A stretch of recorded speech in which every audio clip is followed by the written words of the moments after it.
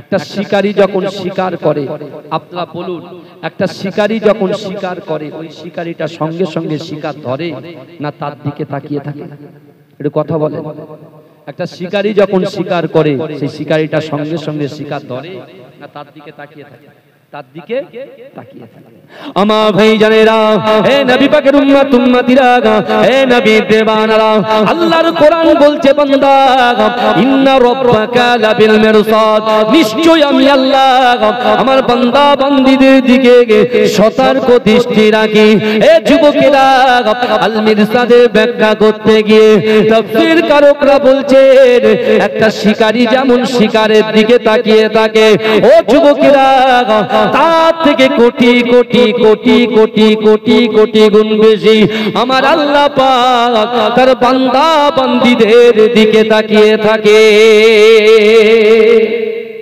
জোরে বলুন না সুবহানাল্লাহ। কোটি কোটি গুণ বেশি আল্লাহ তার বান্দার দিকে তাকিয়ে থাকে। তাহলে কাদের বান্দা কারা? আমরা। আল্লাহ পাক আমাদেরকে কত ইজ্জত দিচ্ছেন, আমরা একটু ইজ্জতের আশায়, একটু সম্মানের আশায়, অর্থের আশায় মানুষের পিছন পিছন ঘুরি। কথা ঠিক না ভুল?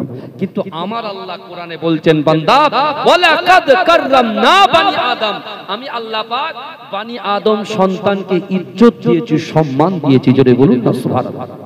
কেউ ফোর হুইলার কার চড়ে, কেউ BMW চড়ে, কেউ মার্সিডিজ চড়ে, এই কেউ টোটো চালায়, কেউ অটো চালায়, কেউ পায়ে হেঁটে, কেরিয়ারওয়ালা সাইকেল চালায়।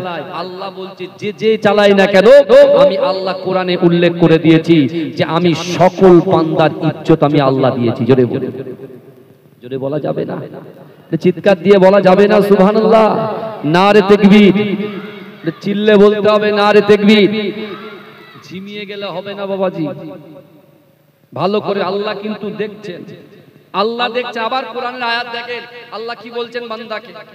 আল্লাহ বলছে, ও বান্দা, আমি আল্লাহ কোরআনে জানিয়ে দিলাম বিসমিল্লাহির রহমানির রহিম, ওয়া হুয়া মাআকুম আইনামা কুনতুম। আল্লাহ বলছে, ও বান্দা, তোমরা যেখানে আমি আল্লাহ সেখানে। জোরে বলে, জোরে বলবেন না?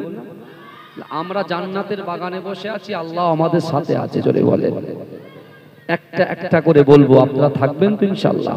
কিন্তু আমার ভাই জানেরা, হে নবী পাকের উম্মত উম্মতিরা, হে নবী দেওয়ানারা, বিশ্ব নবী রাসূলুল্লাহ সাল্লাল্লাহু আলাইহি ওয়াসাল্লাম যখন হেরা গুহাতে আল্লাহ ধ্যানে ছিলেন, ইবাদত বন্দেগীতে মশগুল ছিলেন, ও যুবকেরা, আমার রাসূলুল্লাহ সাল্লাল্লাহু আলাইহি ওয়াসাল্লামের বয়স যখন 40 বছর হলো, ও যুবকেরা, আমার আল্লাহ পাক রব্বুল আলামিন দয়ার নবীর উপরে কোরআন নাযিল করলেন।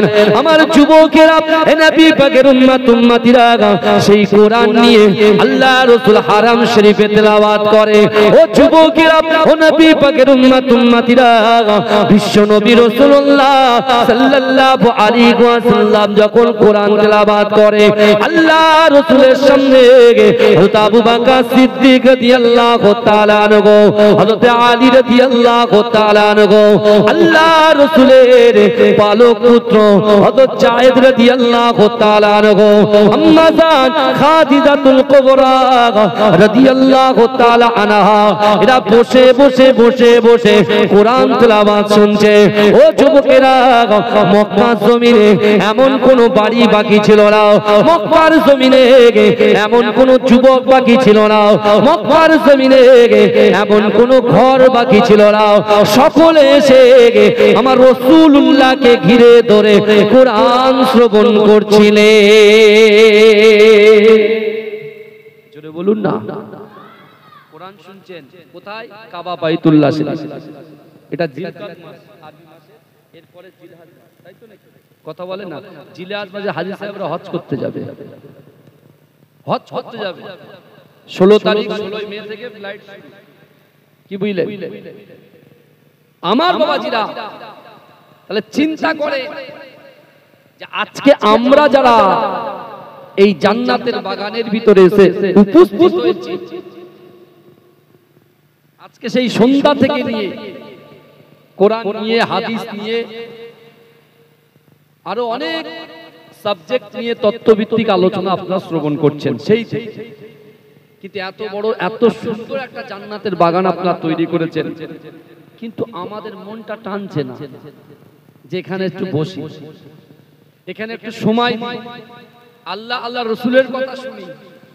আমরা মনে করছি কেউ তো দেখছে না, আমি চার দেয়ালের ভিতরে গোনা করছি, আমি মোবাইলে গোনা করছি, আমি অন্তরে গোনা করছি, তো কেউ দেখতে পাচ্ছে না। লোক তো আমাকে খুব স্যালুট করছে, ভালোবাসছে, মহব্বত করছে, বাহবা দিচ্ছে। কিন্তু আল্লাহ বলছে বান্দা শোনো, তুমি যে কর্মক্রিয়ার সঙ্গে জড়িয়ে আছো সবকিছু আমি আল্লাহ জানি, সব জানি। কিন্তু আমার ভাইরা গুনার বোঝা মাথায় দিয়ে জান্নাতের বাগানের ভিতরে ঢুকেছি। অর্থাৎ আজকে আপনি চিন্তা করুন, আপনার দ্বারা রাতের অন্ধকারে দিনের আলোতে প্রকাশ্যে অপ্রকাশ্যে জাহিরিতে বাতিনিতে আমরা কত গুনাহ করেছি। গালাত গালাত পিকচার ভিডিও থেকে শুরু করে আদার্স যে গুনাহ আমরা করেছি, গুনার বোঝা মাথায় নিয়েছি। তারপরেও আল্লাহ কেন আমাদেরকে জান্নাতের বাগানে বসালেন? আমি আপনি আমরা তো ইচ্ছা করে আসিনি, আল্লাহ কবুল করেছেন বলেই তো এসেছি। তার মানে আল্লাহ আমাদেরকে সুযোগ দিচ্ছেন। কি সুযোগ দিচ্ছেন? আল্লাহ যে কোরআনে আয়াত নাযিল করেছে, ইয়া আইয়ুহাল্লাযীনা আমানু তুবু ইলাল্লাহি তাওবাতান নাসুহা। আল্লাহ এই আয়াতটাকে সামনে রেখে আমাদেরকে সুযোগ দিচ্ছে যে বান্দা তুমি গুনার পর গুনাহ, গুনার পর গুনাহ, ভুলের পর ভুল, ভুলের পর ভুল তুমি যে করেছো, তারপরেও আমি আল্লাহ আমার রাসূলুল্লাহ সাল্লাল্লাহু আলাইহি ওয়াসাল্লাম, আমার রাসূলুল্লাহর ওসিলায় আমি আল্লাহ পাক তোমাদেরকে সুযোগ দিচ্ছি জান্নাতের বাগানে বসা। অর্থাৎ এখান থেকে তোমরা তওবা করে বাড়ি যাও। যারা নামাজের সঙ্গে জড়িয়ে নয়, যারা নামাজের সঙ্গে সম্পর্ক নাই, রোজার সাথে সম্পর্ক নাই, তাসবিহ তাহলিলের সঙ্গে সম্পর্ক নাই, কোরআনের সাথে সম্পর্ক নাই, এমন করে পিতামাতার মহব্বতের সঙ্গে সম্পর্ক নাই, স্ত্রীর হক সম্পর্কে সম্পর্ক নাই, আল্লাহ তাদেরকে বলতে চাইছেন যে বান্দা তোমরা সাবধান হয়ে যাও, কারণ আমি আল্লাহ কিন্তু সবকিছু দেখছি। আল্লাহ বলছে বান্দা শোনো, আমি আল্লাহ পবিত্র কালামুল্লাহ শরীফের মধ্যে তোমাদেরকে সুযোগ দিয়ে যায়। আমি আল্লাহ বলছি ফাযকুরুনি আযকুরুকুম, বান্দা তোমরা আমাকে স্মরণ করো, আমি আল্লাহ তোমাদেরকে স্মরণ করব। তাফসীর কারকরা বলছেন যে আল্লাহ এটাই একদম সহজ বাংলায় বলা যাচ্ছে যে আল্লাহ বলছেন এই গ্রামে খড়কি, খড়কি, আচ্ছা আল্লাহ বলতে চাইছেন খড়কি গ্রামের যুবকেরা, নারীরা, পুরুষেরা তোমরা যদি আমি আল্লাহর কথা শোনো, আমি আল্লাহ তোমাদের কথা শুনবো। জোরে বলে, জোরে বলবেন তো নাকি? জোরে হবে না? তাকবীর দিন তো, নারে তাকবীর, নারে তাকবীর। আল্লাহ বলছেন বান্দা তোমরা আমার কথা শুনবে তো আমি আল্লাহ তোমাদের কথা শুনবো। আল্লাহ তাও বলে দিলেন যে বান্দা তোমাকে কতটা ভালোবাসে। আমার ভাইজানেরা, হে নবী পাকের উম্মত উম্মতিরা, হে নবী দিওয়ানারা, একটু ভালো করে বোঝার চেষ্টা করে।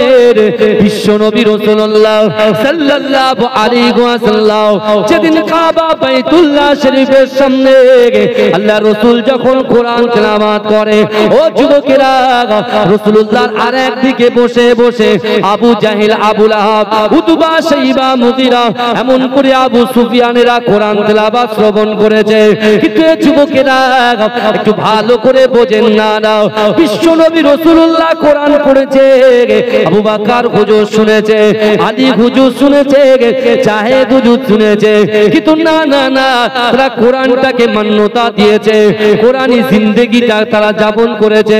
ও যুবকেরা ভাইরা, তারা কোরআন শরীফটাকে মেনেছে, কোরআন অনুযায়ী আমল করেছে।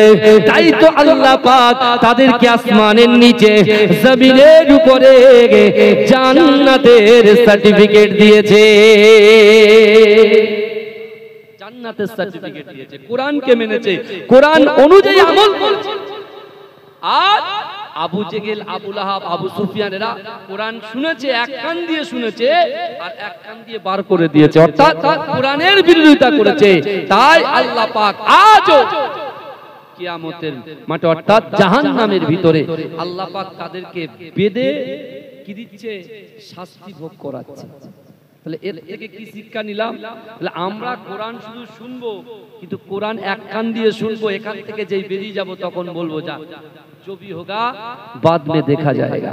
কিন্তু আমার বাবাজিরা, বিশ্ব নবী রাসূলুল্লাহ আমাদের ইজ্জতকে কত আলা করেছে, তার উম্মতকে কত মহব্বত করেছে। আর আমার আল্লাহ পাক আমার দয়ার নবীর শান, মান, ইজ্জতকে এত আলা করেছেন। মুসনাদে আহমদের হাদিস আপনি ভালো করে খুলে দেখে নেবেন। আল্লাহর রাসূল মসজিদে নববী নববী শরীফে বলেছিলেন হুরিমাতুল জান্নাতু আলা আমবিয়াই হাত্তা আদখুলাহা। বিশ্ব নবী রাসূলুল্লাহ সাহাবাদের মাঝখানে বলেছিলেন, হে আমার সাহাবারা, আমি রাসূলুল্লাহ তোমাদেরকে জানিয়ে দিলাম দুনিয়ার জমিনে যত পয়গম্বর এসেছে, দুনিয়ার জমিনে যত পয়গম্বর এসেছে, আদম থেকে নিয়ে হযরত ঈসা আলাইহিস সালাতু ওয়াস সালাম পর্যন্ত যত পয়গম্বর এসেছে, ওই সকল পয়গম্বরদের জান্নাতে যাওয়া হারাম যতক্ষণ পর্যন্ত আমি রাসূলুল্লাহ আগে দয়ার জান্নাতে না যাব। জোরে বলুন, জোরে বলা যাবে না সুবহানাল্লাহ। বিশ্বনবী রাসূলুল্লাহর একজন সাহাবা দাঁড়িয়ে বললেন, ইয়া রাসূলুল্লাহ, আপনি সবার আগে জান্নাতে যাবেন, তো আপনার উম্মতের অবস্থা কি হবে? উম্মত কারা? আমরা। আমাদের ইজ্জত আল্লাহ কোরআনে দিয়েছে, রাসূল এবারে হাদিসে দিচ্ছে, ভালো করে শুনে। আমার বাবাজিরা, রাসূলুল্লাহ সাহাবা দাঁড়িয়ে বলছে, ইয়া রাসূলুল্লাহ, আপনি সবার আগে জান্নাতে চলে যাবেন, পুলসিরাতে আপনার উম্মতরা আটকে পড়বে, মিজানের পাল্লায় আটকে পড়বে। এই শুনছেন? তা আপনি সবার আগে যদি জান্নাতে চলে যান, তা আপনার উম্মতের অবস্থা কি হবে? আমার বিশ্বনবী রাসূলুল্লাহ চোখ দিয়ে টপ টপ করে পানি পড়ছে, আর আল্লাহ রাসূল বলছে, আমার সাহাবারা শোনো, আমি রাসূলুল্লাহ আমার আহলে বায়ত পাক পঞ্জাতন যারা আছে, আমি তাদের কষ্ট সহ্য করতে পারি, কিন্তু আমার উম্মতের কষ্ট আমি সহ্য করতে পারি না। যদি বলুন না সুবহানাল্লাহ। রাসূল তারপরে লাইনে রাসূল বলছেন, হে আমার সাহাবা শোনো, হুরিমাতুল জান্নাতু আলা উমামি হাত্তা তাদখুলা। দুনিয়ার জমিনে যত পয়গম্বর এসেছে, ওই সকল পয়গম্বরদের জান্নাতে যাওয়া, এই শুনছেন, হুরিমাতুল জান্নাতু আলা উমামি হাত্তা তাদখুলা। রাসূল বলছেন দুনিয়ার জমিনে যত পয়গম্বর এসেছেন, আদম থেকে নিয়ে হযরত ঈসা আলাইহিস সালাতু ওয়াস সালাম পর্যন্ত যত পয়গম্বর এসেছে, ওই সকল পয়গম্বরের যত উম্মত এসেছে, ওই সকল উম্মত উম্মতিদের জান্নাতে যাওয়া হারাম যতক্ষণ পর্যন্ত আমি রাসূলুল্লাহ আমার উম্মত আগে দয়ার জান্নাতে না যাবে। বুঝতে পারছেন তো আমার কথা? আপনি যদি বলেন হুজুর উজাইর ভাইজান কথা বলে বলে বলে গেছে, আমি সেটাও বলতে পারবো, অসুবিধা নেই, কিন্তু আমার বাবাজিরা এক একজন এক এক রকম ধরন নিয়ে বলে। কিন্তু আমার ভাইরা ভালো করে বুঝেন, আল্লাহর রাসূল বলছে আমার উম্মত আগে জান্নাতে যাবে, আর সেই উম্মত বাড়িতে বসে আছে, আসতে চাইছে না, এই জান্নাতের বাগানে আসতে চাইছে না। কিন্তু বিশ্বনবী ওই হারাম শরীফে কাবা বাইতুল্লাহ শরীফ, যে বাইতুল্লাহ শরীফ আজকে 30 বছর ধরে নামাজ পড়ছেন, দিকে তাকিয়ে নামাজ পড়ছেন, 40 বছর ধরে কাবা শরীফের দিকে তাকিয়ে নামাজ পড়ছেন, এই যুবকেরা ভাইরা 70 বছর ধরে ওই কাবা বাইতুল্লাহ শরীফের দিকে তাকিয়ে নামাজ পড়ছেন। আজকে আমি তাদেরকে বলতে চাই, বিশ্বাস করুন, বিশ্বনবী ওই হারাম শরীফে দাঁড়িয়ে আল্লাহর রাসূল আবু বকর হুজুরকে বলেছিল, বাবা আবু বকর, আমি রাসূলুল্লাহ তোমাদেরকে জানিয়ে দিলাম, আমার এই বাক্যটা, আমার এই কথাগুলো, আমার এই আল্লাহর কোরআনের কথাগুলো তুমি আমার আনেওয়ালা উম্মত উম্মতিকে জানিয়ে দিও। আমি রাসূল তোমাদেরকে 3টে আমল দিয়ে যাব। কটা?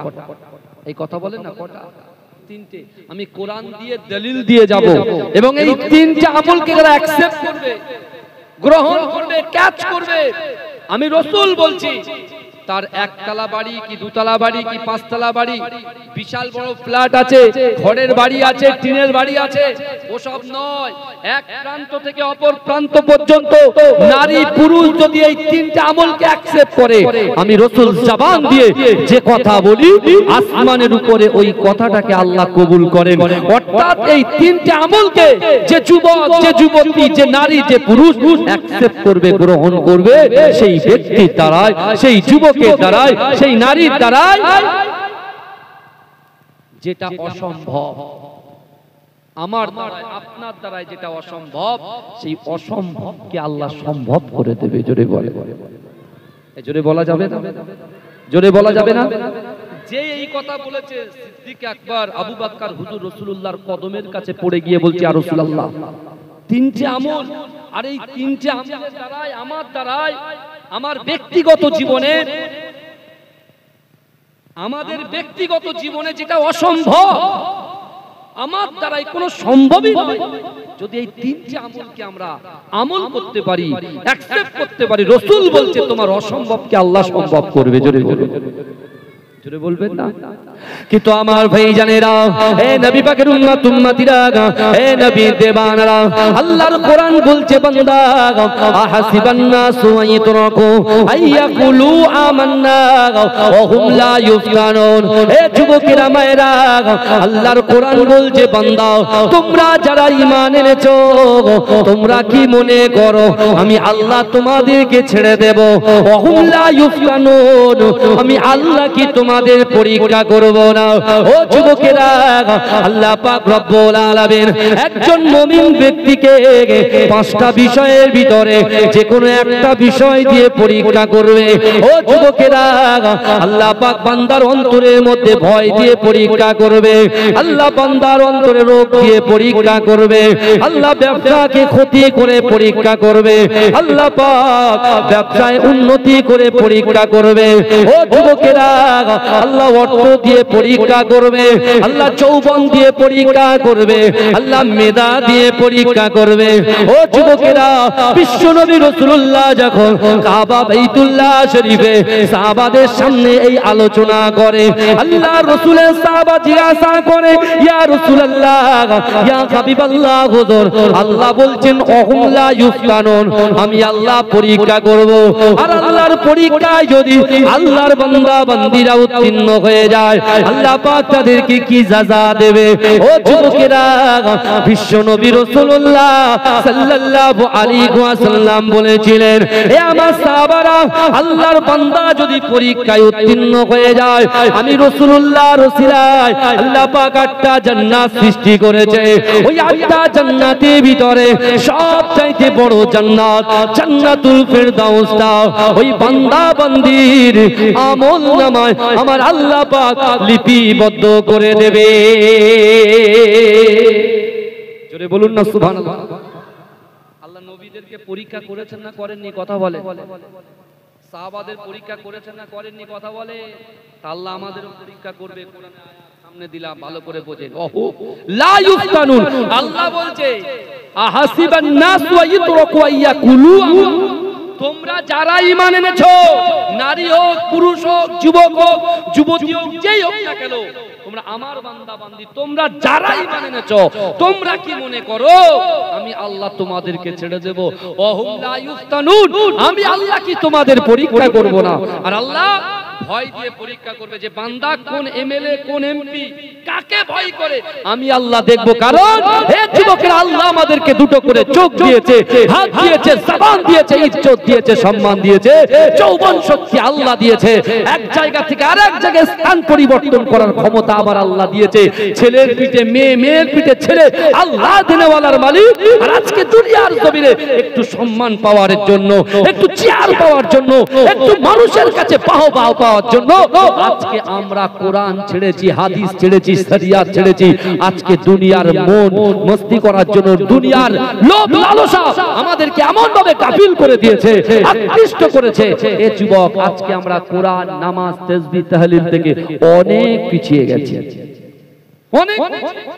তো আল্লাহ বলছে আমি পরীক্ষা করব তোমাকে, ভয় দিয়ে, ভয় দিয়ে পরীক্ষা করব। আজকে মুসলমান আমরা যারা দেখতে পাচ্ছেন না কি সমস্যা তৈরি হচ্ছে বর্তমান আমাদের ভারতবর্ষের মানচিত্রে একটু ভালো করে লক্ষ্য করুন। ভারতবর্ষ হচ্ছে গণতান্ত্রিক দেশ, ভারত হচ্ছে গণতান্ত্রিক দেশ। এখানে যেমন হিন্দু ভাইদের যেমন পাওয়ার, খ্রিস্টান ভাইদের যেমন পাওয়ার, ঠিক তদ্রূপ মুসলমানদেরও ঠিক একই পাওয়ার। আজকে দেখতে পাচ্ছেন তো আমরা কেন্দ্রে বিশেষ করে যে সরকার চলছে, দেখেন প্রত্যেকটা চেয়ারের কিন্তু দাম আছে, সম্মান আছে, ইজ্জত আছে। কথা ঠিক না ভুল? ভালো করে বুঝবেন। আমাদের ভারতবর্ষের প্রধানমন্ত্রীকে আমাদের রেসপেক্ট, সম্মান করতেই হবে, করতে হবে। কিন্তু তাই বলে তিনি একটা কওমকে লক্ষ্য করে একটা কওমকে লক্ষ্য করে কোণঠাসা করার জন্য, তাদেরকে উৎখাত করার জন্য, বুঝতে পেরেছেন, একটার পর একটা শরিয়াতের উপরে আঘাত আনছে। কথা ঠিক বলছি না ভুল বলছি? এটাও আল্লাহ পরীক্ষা দিচ্ছেন যে কটা বান্দা বাইরে বেরোচ্ছে আর কটা বান্দা ঘরের মধ্যে দরজা বন্ধ করে বসে আছে, এটাও পরীক্ষা চলছে। হিসাব কিন্তু আল্লাহর কাছে আমাকে আপনাকে দিতেই হবে। আর আমাদেরকে মানুষকে বোঝাতে হবে যে আজকে যেরকম রাতারাতি ওয়াকফ বিলটা, কালা কানুনটা পাস করে দিয়েছে, আর সেই ওয়াকফ বিল প্রত্যাহার করার জন্য পুরো পশ্চিম বাংলা নয়, সারা ভারতবর্ষের জমিনে প্রত্যেকটা রাজ্যে আপনার প্রতিবাদ সভা হয়েই যাচ্ছে।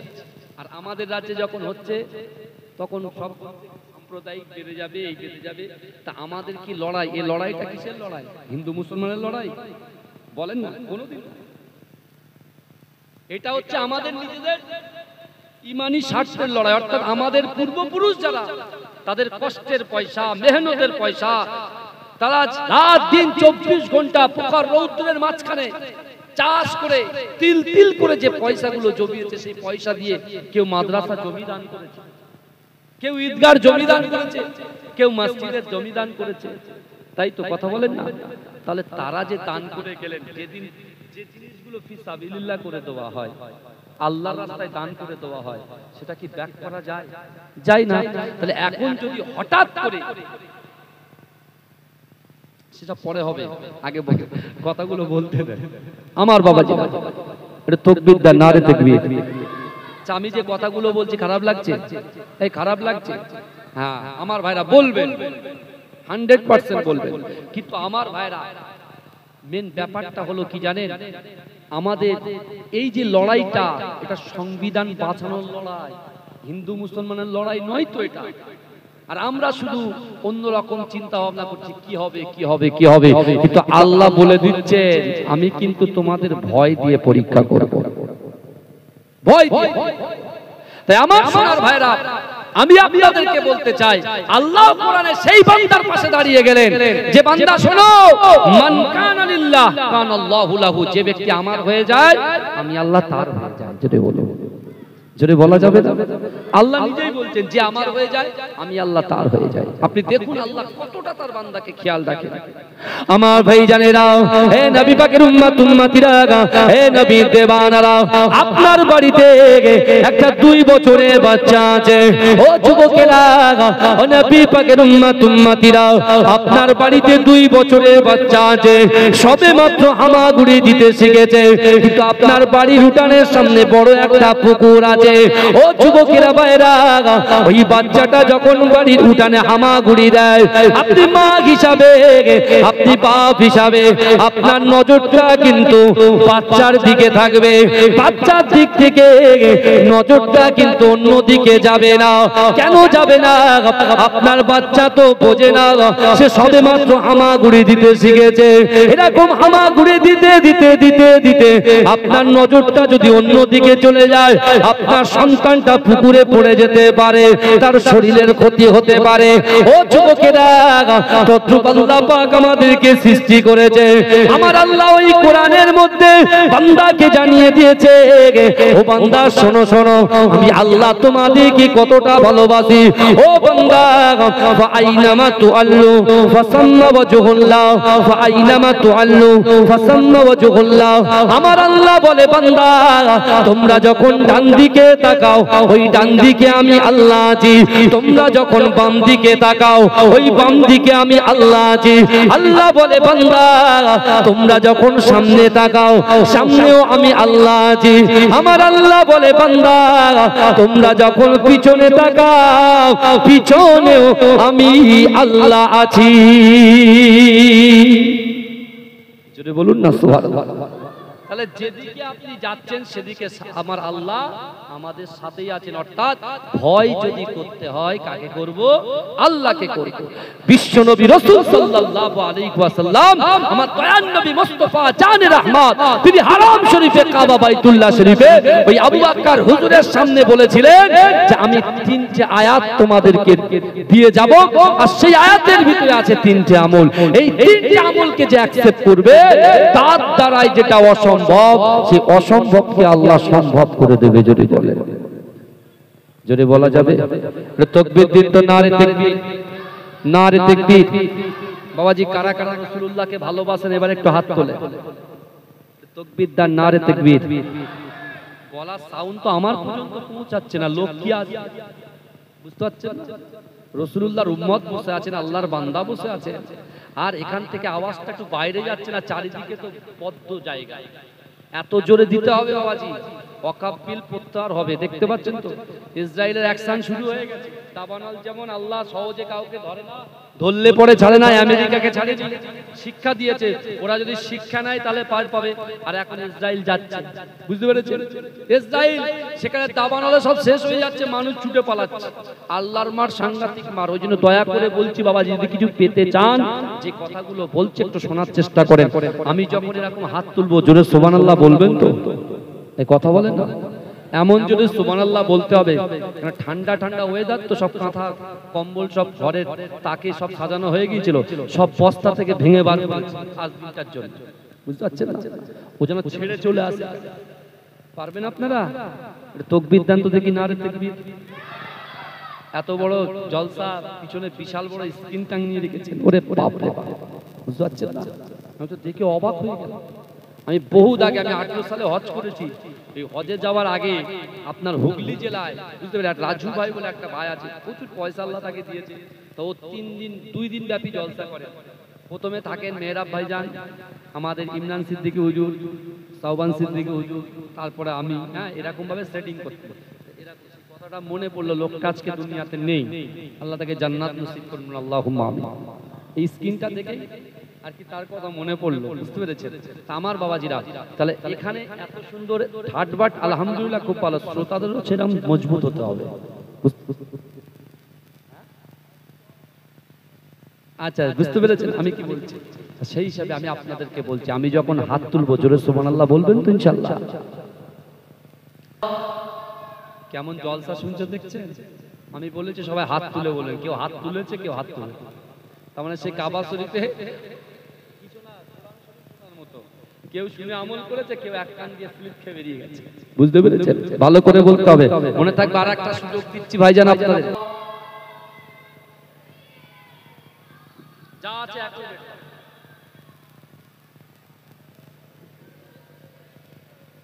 তাকবীর দান, নারে তাকবীর, তো নারে তাকবীর। মাসলাকে মুজাদ্দিদ জামান, মুজাদ্দিদ জামানের হক সিলসিলা, নারে তাকবীর। এই সন্ধ্যার সময় এরকম আওয়াজ ছিল নাকি? হ্যাঁ, ছটার আওয়াজ হচ্ছে। কটার সময় ছটার আওয়াজ হচ্ছে? রাত 1টার পরে ছটার আওয়াজ হচ্ছে, দেখেছেন? তাহলে এখানে নিয়ত করে বসলে কবুল হবে। যে কথাগুলো বলে যাব যদি শুনতে পারেন, বিশ্বাস করেন জান্নাত কার কার পাওয়ার শখ আছে? সকলের।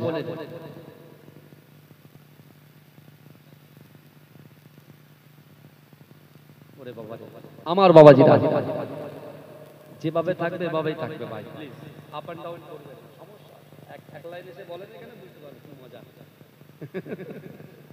বুঝতে পেরেছেন আমার ভাইরা? যে কথা বলছিলাম, তাহলে রাসূল সাল্লাল্লাহু আলাইহি ওয়াসাল্লাম তিনি স্বয়ং বলেছেন যে আমি দিন সব হবে, আমি সব ব্যবস্থা করে যাব ইনশাআল্লাহ, কোনো চাপ নেই। তো আমার কথাগুলো বলতে দেন, বলে হুজুরের গজল বলার জন্য নিয়ে এসেছে, কিছু বলতে সমস্যা হবে, বুঝতে পারছেন? চারিদিকে সব হুজুরদের খুব জ্বালা, বুঝতে পেরেছেন আমার বাবাজিরা?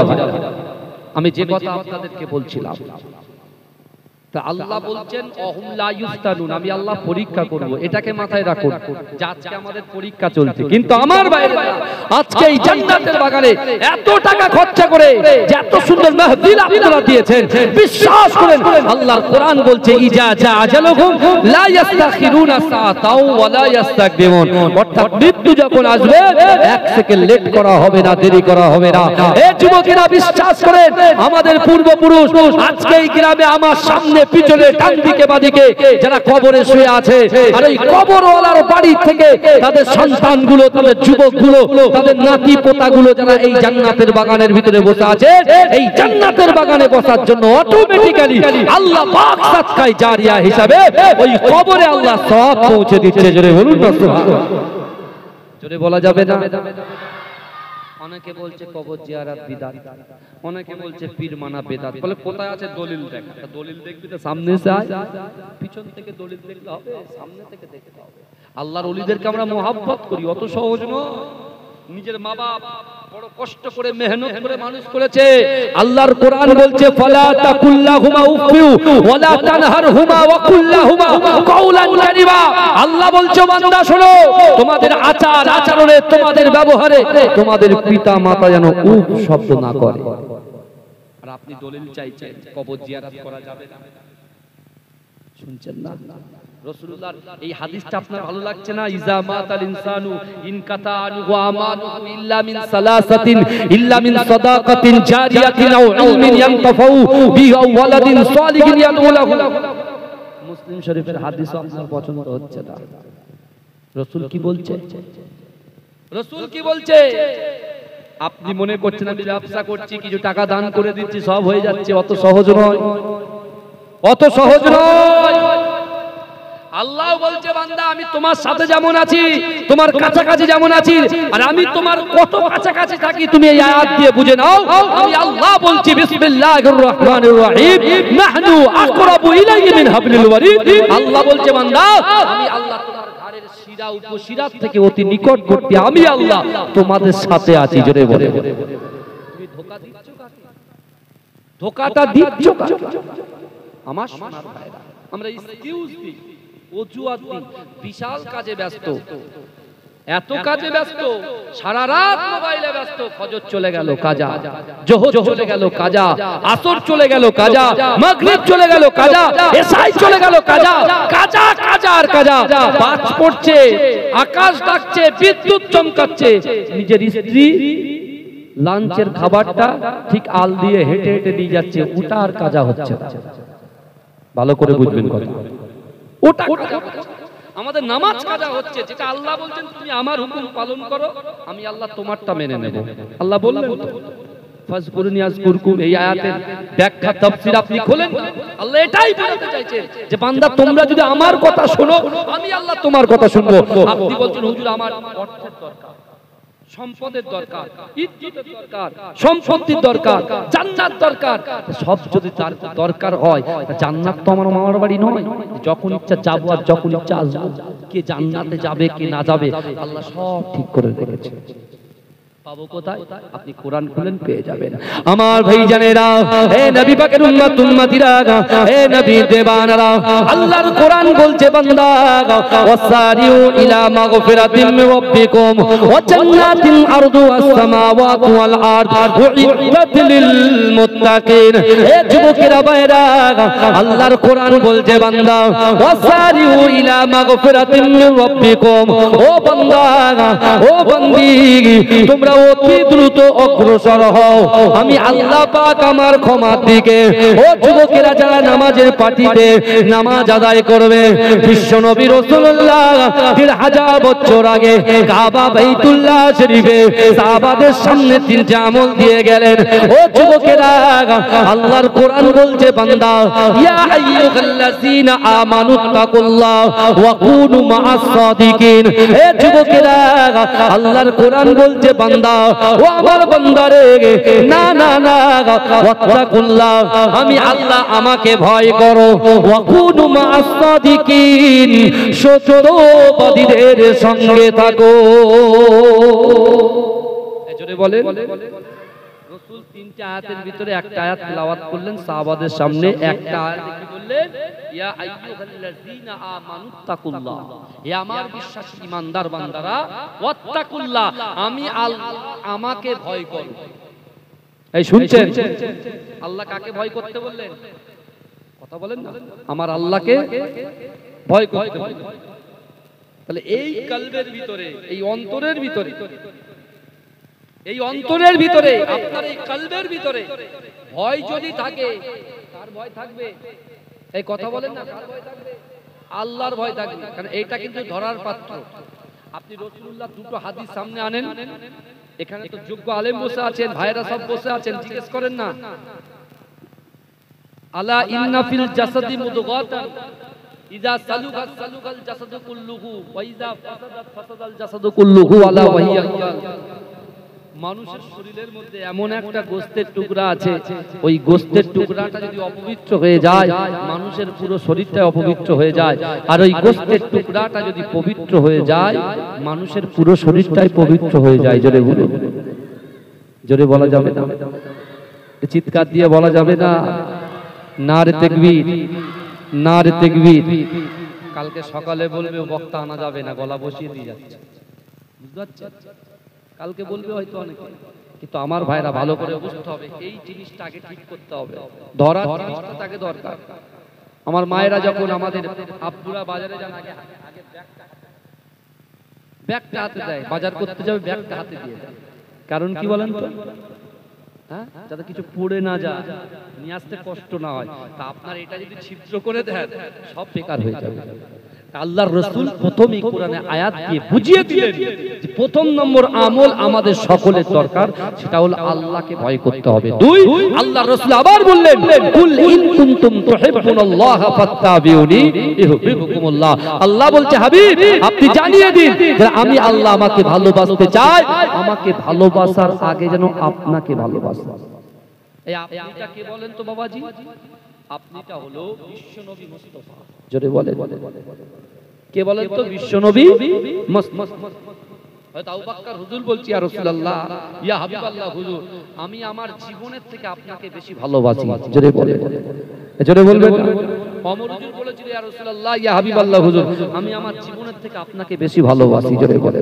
আপনি বলতে পারবেন যে আমার জীবনের থেকে আমার বাড়ি, আমার গাড়ি, আমার টাকা, আমার স্ত্রী, আমার পুত্র, আমার কন্যা, সকলের থেকে রাসূলকে ভালোবাসি? একটু রিয়ালাইজ করবেন বালিশে মাথা দিয়ে। তাহলে আল্লাহর রাসূল তিনটা আমল দিলেন। এক, আল্লাহকে ভয় করতে হবে। দুই, রাসূলুল্লাহকে মহব্বত করতে হবে। তিন, কোরআন শরীফের ক জায়গায় নামাজের কথা আছে বাবা? 82 জায়গায় মুখস্থ। ক জায়গায় আছে বলেন না? 82 জায়গায়। আচ্ছা আপনি বলুন তো, ওই কোরআন শরীফের মধ্যে কালবের কথা, যে ধরার পাত্রের কথাটা বলছি আমি, এই কালবের কথা ক জায়গায় আছে বলতে পারবেন? এতগুলো মানুষ বসে আছেন, জানা জিনিস ভুলে গেছে, জানা জিনিস ভুলে গেছে, ভালো করে বোঝেন। তাহলে আপনি দেখেন কোরআন শরীফের মধ্যে 82টা জায়গায় নামাজের কথা বলা আছে, আবার ওই কোরআন শরীফের ভিতরে 124টা জায়গায় এই কালবের কথা আল্লাহ বলেছে। জোরে বলুন, জোরে বলবেন না? বিশ্বনবী রাসূলুল্লাহ সাহাবাদেরকে বললেন, যার ভিতরে আল্লাহর ভয় থাকবে, যার ভিতরে রাসূলুল্লাহর মহব্বত থাকবে, আর নামাজের পাটিতে তার অন্তরের কথা, তার মনের কথা, তার ইচ্ছার কথা, তার আকাঙ্ক্ষার কথা, তার উদ্দেশ্যের কথা, তার নিয়তের কথা যদি আল্লাহর সঙ্গে শেয়ার করে, আল্লাহর কাছে দরখাস্ত করে, আল্লাহ পাক পরীক্ষা করবে ওই বান্দার। আল্লাহ তো অন্তর্যামী, আল্লাহ মানুষের মনের খবর জানে। আল্লাহ পরীক্ষা করে দেখবে যে সত্যি সত্যি যদি আল্লাহকে ভয় করে, রাসূলকে মহব্বত করে, নামাজের পাটিতে নামাজ আদায় করে আল্লাহর কাছে চায়, আল্লাহ বলছে যদি ভালো লেগে যায় তোর অসম্ভবকে আমি আল্লাহ সম্ভব করে দেবো। জোরে বলে, জোরে বলবেন না?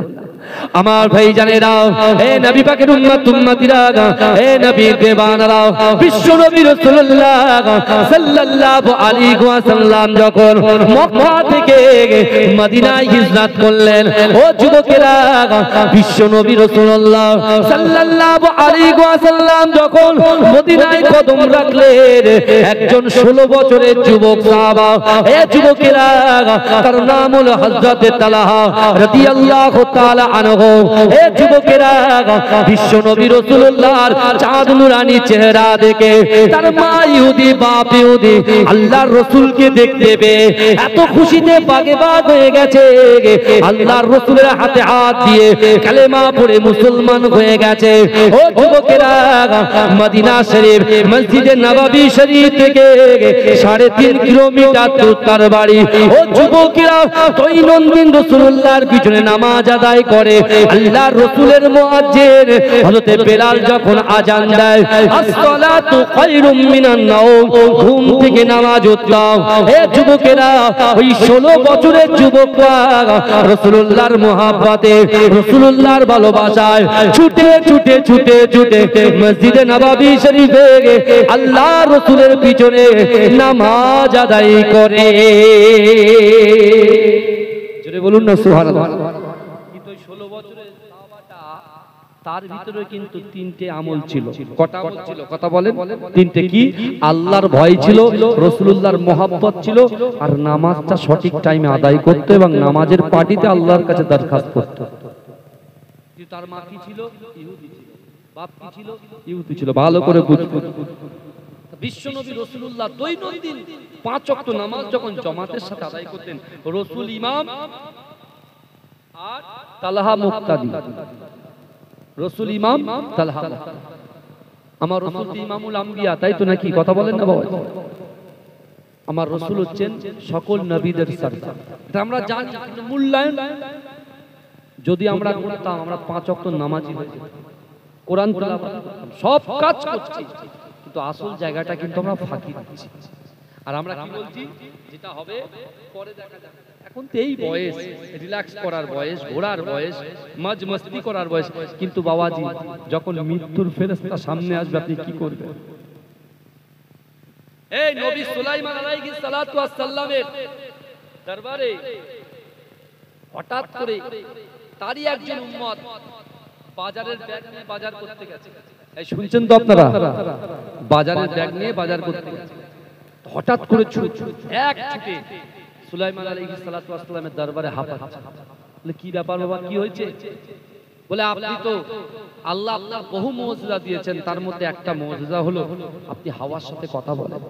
এই যে ঝড়, ঝড় আপনার কথা শোনে, হাওয়া আপনার কথা শোনে। বলে হ্যাঁ শুনে তো, কি হয়েছে? বলছে না, আমি বাজারে বাজার করতে গিয়েছিলাম, গিয়ে দেখছি সেখানে আজরাইল উপস্থিত। তা আজরাইলকে দেখেছি মানে আমার জানটা কবজ করবে, অর্থাৎ আপনার কাছে এসেছি, আপনি একটু টুক করে হেল্প করে দেন। কি? যে আপনি হাওয়াকে হুকুম করুন এখান থেকে 4500 কিলোমিটার দূরে একটা দ্বীপে যেন আমাকে ফেলে দেয়। আল্লাহর পয়গম্বর, আল্লাহ তাদেরকে মুজিজা দিয়েছে,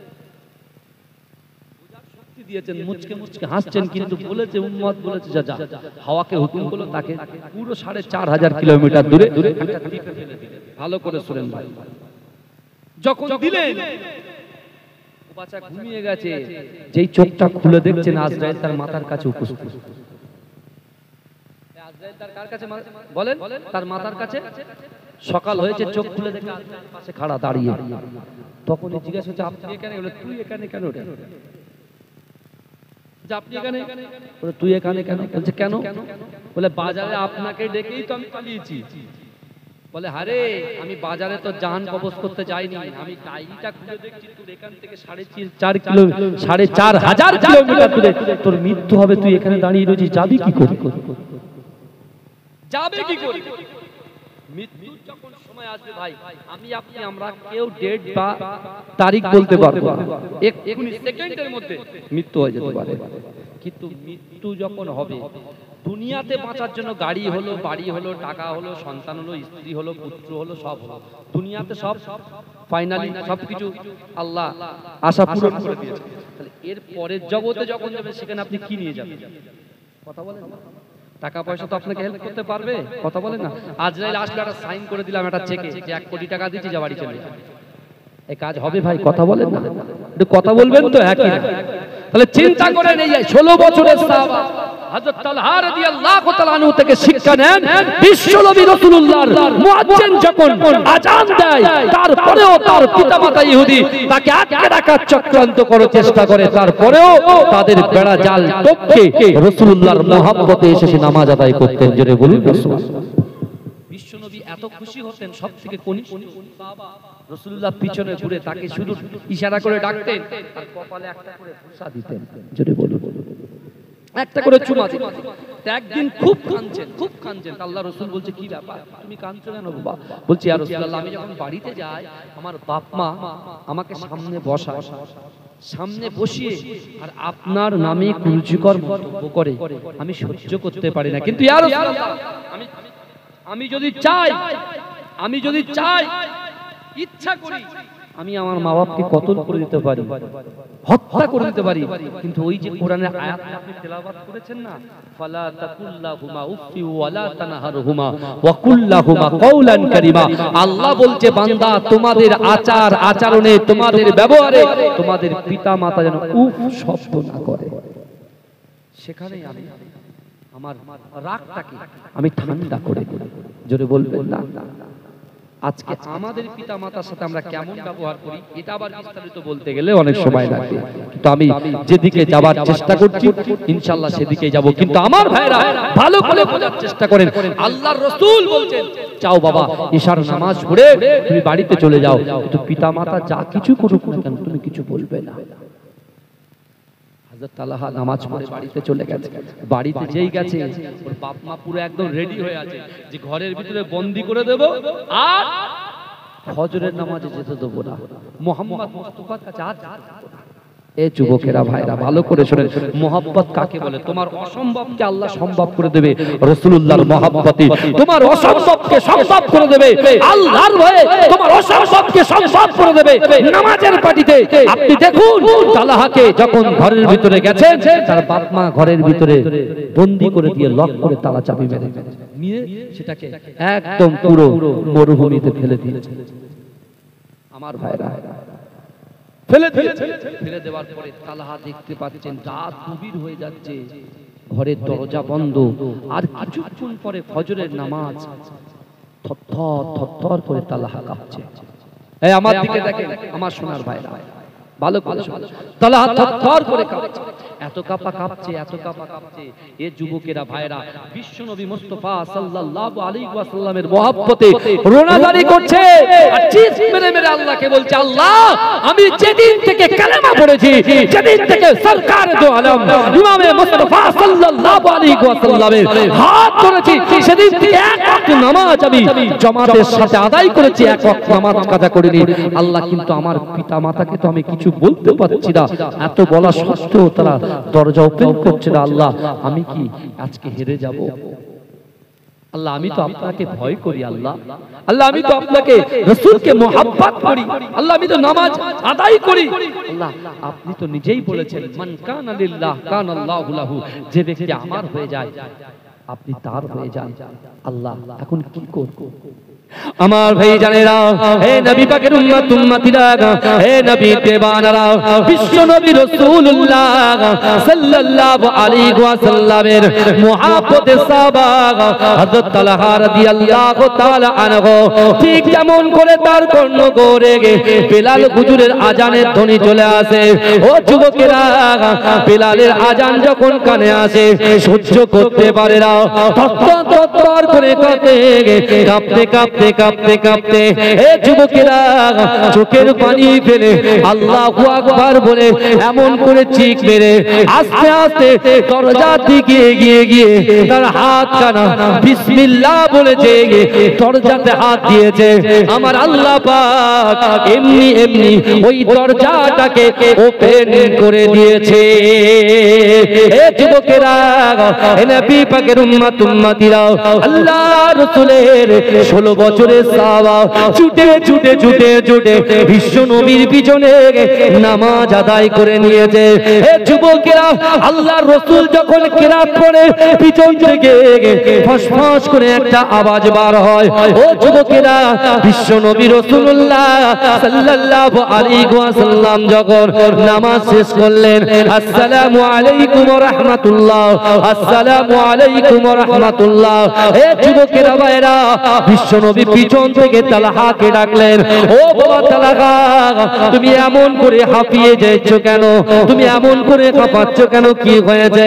এ যুবকেরা, তালহা পুরো বিষয়টাকে রাসূলুল্লাহকে যেই খুলে বলেছে, আল্লাহর রাসূলকে বলেছে, ইয়া রাসূলুল্লাহ হাবিবাল্লাহ, ঘর বন্দী ছিল, আমি ঘরের দরজায় বিসমিল্লাহ বলে হাত দেওয়ার সাথে সাথে আমার আল্লাহ পাক দরজাটাকে খুলে দিয়েছে। এক ছুটে মসজিদে নববীতে এসে আপনার পিছনে নামাজ আদায় করেছে। এ যুবকেরা, বিশ্ব নবী এত খুশি হয়ে গিয়েছে, তালহাকে জড়িয়ে ধরে তার কপালে বুসা দিয়ে বলেছে, ও তালহা শোনো শোনো গো, আমি রাসূলুল্লাহ জবান দিয়ে যে কথা বলি আসমানের উপরে ওই কথাটাকে আল্লাহ কবুল করে নাও। ও বাবা তালহা, যাও যাও, আজকে দিনে মসজিদে নববী শরীফে যে জায়গাটা তোমার ভালো লাগে, যে স্থানটা তোমার ভালো লাগে, ওই জায়গায় বসে বসে বসে বসে আল্লাহ দরবারে দুহাত তুলে দুহাত উত্তোলন করে তুমি আজকের দিনের যে দোয়াটা চাইবে আমার আল্লাহ পাক তোমার চাওয়া পাওয়া তোমার নেক মাকসাদকে কবুল করে নেবে। জোরে বলুন না, চিৎকার দিয়ে বলুন না সুবহানাল্লাহ। আমরা নামাজের পার্টিতে চাইতো নাকি কথা বলে চাইতো নাকি? জুম্মার নামাজ তো কাল মাশাআল্লাহ আপনাদের এখানকার ছেলেরা খুব ভালো। আমাদের ওখানকার ছেলেরা কি করে জানেন? জুম্মার দিনে সবার শেষে যায়, সবার আগে পায়। এখানে আছে, এই বলে এখানে আছে। হ্যাঁ কি আলামত দেখতে পাচ্ছেন বাবাজি? ভালো করে সরে সবার শেষে যায়, সবার আগে পালায়। আবার দেখেন খুতবা শোনা কি সুন্নাত না ওয়াজিব? কথা বলেন না, ওয়াজিব না? ফার্স্ট ফ্লোরটা ঠিক থাকে কেন? সব পড়া পড়া লোক বসে থাকে, খাঁটি মুসল্লিগুলো নিচে তলায় যায়, বুঝতে পেরেছেন? আর কিছু বললে খারাপ ভাববেন, আমি ল্যাঙ্গুয়েজ ইউজ করবো না আমার বাবাজি। আর উপরে যারা থাকে খুতবা শোনা ওয়াজিব, ও পিছন থেকে ওর ধাক্কা মেরে টুপি খুলে দেয়, ওর কিনায় গুতো মারে, এই সব কাজ করে, বুঝতে পারছেন? আল্লাহর ঘর মসজিদ। আমার রাসূলুল্লাহ সাহাবারা যখন কোনো সমস্যায় পড়তো আগে মসজিদে যেত। জোরে বলুন না সুবহানাল্লাহ। মসজিদে যেত কিসের জন্য? কিসের জন্য? সমস্যা সমাধান করতে। মসজিদে যেত সমস্যা সমাধান করতে যেত। আর আমরা ইয়াদ মেরে চলে আসি। তারাবি পড়তে গেছি, বহুত কষ্ট, 45 মিনিট সময় দাঁড়িয়ে থাকতাম। ভালো করে কইনি টইনি গুলো ভালো করে টোলে টোলে গালে টালে দিয়ে আল্লাহু আকবার চিং করে কি একদম স্প্রিং ম্যাগনেট দিয়ে দাঁড়িয়ে সেটা করে দিই। মানে 80 90 এখন ভাই নামাজ চলছে বর্তমানে, বুঝতে পেরেছেন? আমার সোনার ভাইরা পরিবর্তন নিজেকে চেঞ্জ করে পরিবর্তন হয়ে যায়। আল্লাহর কোরআনকে সামনে রেখে পরিবর্তন হন। আল্লাহর কোরআন বলছে ইন্নাল্লাহা লা ইগাইয়িরু মা বিকওমিন হাত্তা ইগাইয়িরু মা বিআনফুসিহিম। আল্লাহ বলছে যে কওম নিজে পরিবর্তন হবার চেষ্টা করে না, আমি আল্লাহ ওই জাতি ওই কওমকে কখনোর জন্য পরিবর্তন ঘটাই না। এই শুনছেন আপনারা? আগে নিজেকে পরিবর্তন করতে হবে। আপনি বেনামাজি, আপনাকে আগে নিয়ত চেঞ্জ করতে হবে যে আমি নামাজি হব। আপনি শরাব পান করেন না, আপনাকে ছাড়তে হবে, এই নিয়তটা করেন। আপনি গালাত গালাত পিকচার ভিডিও দেখেন, আপনাকে ছাড়তে হবে, এই নিয়তটা আপনি করেন। কি বুঝলেন? এটা দরুদ শরীফ পড়েন আল্লাহুম্মা। আমার বাবাজিরা ভাইরা, যে কথা আমি আপনাদেরকে বলছিলাম, আল্লাহ পাক কোরআনে বললেন বান্দা ওয়াসারিউ ইলা মাগফিরাতিম মির রাব্বিকুম ওয়া জান্নাতিন আরদুহাস সামাওয়াতু ওয়াল আরদ উইদ্দাত লিল মুত্তাকিন। আল্লাহ বলছে বান্দা তোমরা অতি দ্রুত অগ্রসর হও আমি আল্লাহ আমার ক্ষমার দিকে। এই শুনছেন? আল্লাহ বলছেন অতি দ্রুত অগ্রসর হও আমি আল্লাহ আমার ক্ষমার দিকে। বাবাজি ভালো করে বলে এখন এই আয়াতের মাধ্যম দিয়ে আমি আপনি কি বুঝছি? আল্লাহর রাসূলের ওই 16 বছরের সাহাবাটা তার নিয়ত ছিল, তার খুসুসিয়াত ছিল কি যে তিনি রাসূলুল্লাহর পিছনে নামাজ আদায় করবেন। তাই তো কথা বলেন না? কিন্তু ঘরের দরজা বন্ধ, তালা চাবি দেওয়া, তারপরেও তার নিয়তকে আল্লাহ কবুল করলেন। কিসের পাওয়ারে? এই বলেন কিসের পাওয়ারে? আপনার আল্লাহর ভয়, রাসূলুল্লাহর মহব্বত, নামাজের পাটির পাওয়ারে। জোরে বলেন। আর আল্লাহ রাসূল কি বললেন? তার পুরো ঘটনা ডিটেইলস শুনে আল্লাহ রাসূল তাকে জড়িয়ে ধরে বলছেন বাবা তালহা, তুমি এই মসজিদে নববীতে যে জায়গাটা তোমার পছন্দ, যে জায়গাটা তোমার ভালো লাগে, সেই জায়গায় তুমি দাঁড়িয়ে দাঁড়িয়ে বা বসে তুমি যেরকম ভাবে আল্লাহর কাছে যে দোয়া চাইবে সে দোয়া আল্লাহ কবুল করে নেবে। জোরে বলেন। জোরে হবে না বাবাজি? মাশাআল্লাহ। আমার ভাইরা, হযরত তালহা রাদিয়াল্লাহু তাআলা আনহু কি করলেন? রাসূলুল্লাহর এই কথা শুনে তিনি সুযোগ নিয়ে নিলেন। মনের যা চাওয়া আছে, যা পাওয়ার আছে সব চেয়েছে। যখন চাওয়া হয়ে গেল মসজিদে নববীতে, রাসূল ডেকে তাকে ভালো করে আদর করে দিয়ে বলছে বাবা যাও, তুমি বাড়ি চলে যাও, আল্লাহ তোমার মনের আশা আকাঙ্ক্ষা উদ্দেশ্যকে পূরণ করে দেবে। যেটা বলে আমার ভাইরা ভালো ভালো বিশ্বনবীর ওই সাহাবা তালহা চলে গেলেন বাড়িতে। পরের দিন সকালবেলা যখন ইশার ফজরের নামাজ হচ্ছে, রাসূল নামাজ আদায় করে সালাম ফিরিয়ে তালহা যে জায়গায় দাঁড়িয়ে নামাজ আদায় করে সে জায়গায় নাই, জোহরেও নাই, আসরেও নাই, মাগরিবেও নাই, এশাও নাই, পরপর 3 দিন না। রাসূলুল্লাহ জিজ্ঞাসা করছে আমার সাহাবা আবু বকর, কি ব্যাপার বলো তো? তার পিতামাতা কোনো ক্ষতি করে দিল নাকি? কি হলো, তালা আসছে না কেন নামাজে? এই দেখেন 16 বছরের বাচ্চার দিকে রাসূলুল্লাহর খেয়ালটা কেমন ভাবে আছে, সবার দিকে আমার রাসূলুল্লাহর খেয়াল থাকে। একদিন রাসূল কাঁদছে, কাঁদতে কাঁদতে রাসূলুল্লাহর চোখ দিয়ে যখন পানি পড়ছে, সাহাবারা জিজ্ঞাসা করলে আর কাঁদছেন কেন? রাসূল তখন এক কথাই বলে দিলেন, আমার উম্মত জাহান্নামে যাবে, এটাই আমি সহ্য করতে পারবো না। জোরে বলে আমরা রাসূলকে খুশি করব কি করে? এই চিন্তা চেতনা থাকবে। কোরআন পড়বো কি করে? কোরআন ইবাদত নামাজ আদায় করে নিজের ইচ্ছা মতো আল্লাহর কাছে চাইবো, কিন্তু আমরা সব ভুলে গিয়ে এখন দুনিয়া দুনিয়া করে মেতে উঠেছি। আমার ভাইরা ফিরে আসে, ফিরে আসে। জান্নাত কাদের জন্য সৃষ্টি করেছে? আর জান্নাতটা যে আল্লাহ আমাদের জন্য সৃষ্টি করেছেন, কত বড় জান্নাত সৃষ্টি করেছেন আল্লাহ তো কোরআনে সব বলেই দিচ্ছেন, ব্যাখ্যা করে সব আল্লাহ বলে দিলেন যে বান্দা শোনো, আসমান জমিনের মিডলে যতটা ফাঁকা জায়গা আছে, এই ফাঁকা জায়গা স্বরূপ একটা জান্নাত। জোরে বলে আল্লাহ বলছে, বান্দা তুমি আমার ক্ষমার দিকে আসলে, তুমি আমার ক্ষমার দিকে আসলে, তুমি যখন আমার ক্ষমার দিকে এসেছো, তুমি একটু জেনে যাও জান্নাতটা তোমার জন্য কত বড় করেছি। আল্লাহ বলে দিলেন আসমান জমিনের মিডলে যতটা ফাঁকা জায়গা আছে, ফাঁকা জায়গা স্বরূপ একটা জান্নাত। তারপরে আল্লাহ বলছেন তুমি জান্নাতের কথা শুনলে, কিন্তু ওই জান্নাতে কারা প্রবেশ করবে সেটা শুনবে না। আল্লাহ বলে দিলেন উইদ্দাত লিল মুত্তাকিন। আল্লাহ বলছে বান্দা যারা মুত্তাকি হবে, পরহেজগার হবে, আল্লাহ ভীরু হবে, ইবাদত বান্দেগি করবে, আল্লাহর হক আদায় করবে, বান্দার হক আদায় করবে, তারাই দয়ার জান্নাতে যাবে। জোরে বলে, জোরে বলা যাবে না। রাসূল যখন জিজ্ঞাসা করছে তালহার খবর কি, হযরত বিলাল রাসূলুল্লাহর পাশে এসে বলছে ইয়া রাসূলুল্লাহ, তালহার হয়তো জিন্দেগিতে মসজিদে নববীতে নামাজ পড়তে আসতে পারবে না।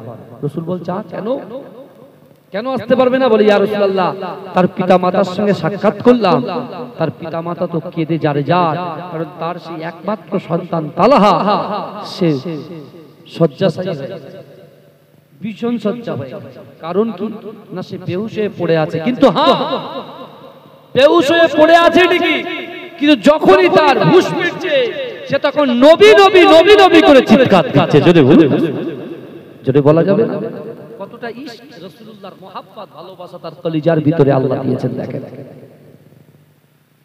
আল্লাহ রাসূল যখন শুনলেন, আল্লাহ রাসূল আবু বকরকে ডাকলেন, ওমর হুজুরকে ডাকলেন, আলী হুজুরকে ডাকলেন, সালমান ফারসি হুজুরকে ডাকলেন, ডেকে বলতে চলো আমি আমার তালহার বাড়িতে যাব। তালহার পিতামাতা ইহুদি, রাসূলুল্লাহর সঙ্গে কেমন ব্যবহার করবে সাহাবারা চিন্তা করছে, সাহাবারা চিন্তা করছে। কিন্তু বিশ্ব নবী রাসূল সাল্লাল্লাহু আলাইহি ওয়াসাল্লাম নরম হৃদয়, রাসূলুল্লাহর নুরানি চেহারা, আর ওই তালহার জরা জীর্ণ শীর্ণ একটা কুঠি, একটা বাড়ি, যে বাড়িতে দিনের আলো পর্যন্ত প্রবেশ করতো না। বিশ্ব নবী রাসূলুল্লাহ এক কদম, দু কদম, তিন কদম করে যখন এগিয়ে যায়, এই যুবকেরা তালহার বাড়িটা আলোয় আলোকিত হয়ে যায়। জোরে জোরে জোরে জোরে বলবেন,